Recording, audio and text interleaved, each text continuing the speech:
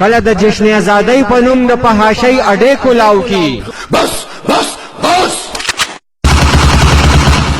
نو کله د کلچر شو په نوم باندې د پښتو نه جامې وباسي.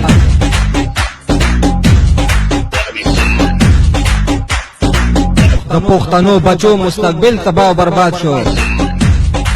دا وګوره دې بچی ته په سټیج باندې چې ناشته دې ډمې ته ګوري د په زړه کې بس خیال راځي.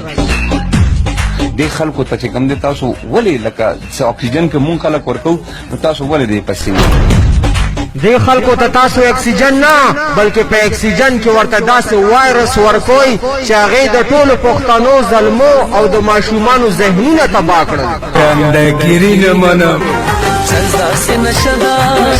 تاسو خو صرف په پښتو فلمونو کې د چرسو د فحاشۍ او د کلاشنکوف مشهورتیا کوئ. که مونږ کلاشنکوف راغستی مونږ خو هغه خبرې راوړو کوم چې په معاشره کې وي. تاسو د معاشرې نه ختم کوئ مونږ به د فلمونو نه ختم کوو. په معاشره کې د ټوپکو تماچو کلچر تاسو راوستی دی. فنکاران د قام سترګې وي. که تاسو د پښتون قام غلطه عکاسي نه کوله نو نن به مونږ تاسو پسې خولې نه وازولې. خو تاسو ټول په خپله چرسیان شرابیان زنایان او بدماشان راغون شوي یئ او پښتون قام مو غرق او تباه کړو.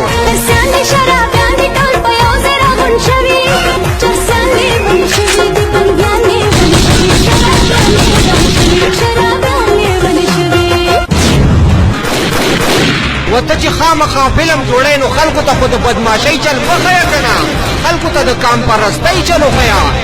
د دې وطن د ازادولو دپاره خو زمونږ مشرانو ډېرې غټې غټې قربانۍ کړي دي، خو اوس هم د قربانو دا سلسله لا ودرېدلې نه ده. په زرګونو پولیس شهیدان شوي دي، په زرګونو آرمي والا شهیدان شوي دي. دا چرته چې یو پولیس یا یو آرمي والا یو فوجي یو د وطن شهید رانیسلی دی په هغه باندې یو فلم جوړ کړی دی. په سکولونو کالجونو بازارونو کې بېګناه په زرګونو ماشومان ځوانان بوډاګان شهیدان شوي دي. تا په خپل فلم کې چرته د یو بچي د مور اسویلی خولی دی؟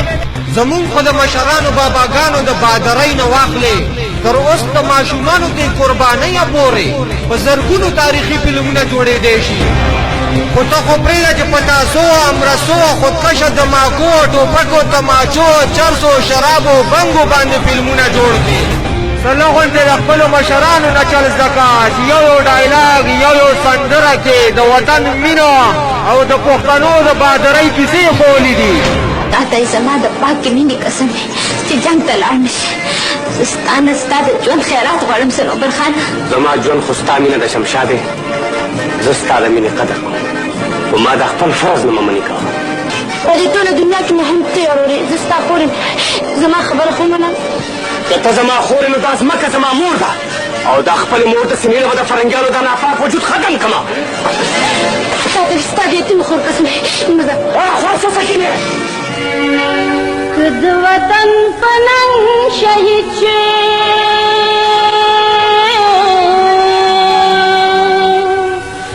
که د وطن پاسه لکه ستاسو نوم دی؟ عامر. پاکستان څو صوبې دي؟ څلور. څه نومونه دي؟ چکړو پل مردان مایارو.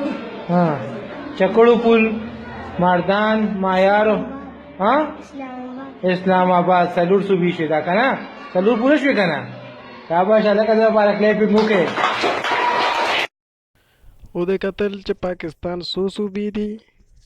دا څو صوبې دي تم ته تپوس وکړه که نه ډله او زمونږ دا چینل سبسکرایب کړئ او د ګنټې نشان ورسره وښیئ.